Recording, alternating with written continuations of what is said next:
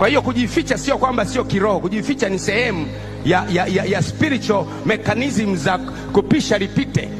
Paulo aliwekwa ndani ya kikapu pale Damasko. Yule akida wa Damasko anamtafuta Paulo, akasema niwekeni ndani ya kikapu pamoja na mafunuo nilionayo. Nimeandika zaidi ya Agano Jipya, lakini sasa hivi niingizeni kwenye kikapu. Mtumishi wa Bwana Mtume Paulo aliyesema kwa maana kushindana kwetu si juu ya damu na nyama, akaingia ndani ya kikapu. Aliyesema ingawa tunaenenda katika mwili hatufanyi vita kwa jinsi ya mwili, kwenye kikapu. Aliyesema kwenye kikapu. Na aliposhushwa kwenye kikapu, hakushushwa kwenye kikapu eti akaanza kuangalia tena kwamba jamani nikemee. Kushushwa kwenye kikapu na kukimbia ndio saa ya namna hiyo. Waachie ambao waliandaliwa na Bwana kwa ajili ya haya mambo.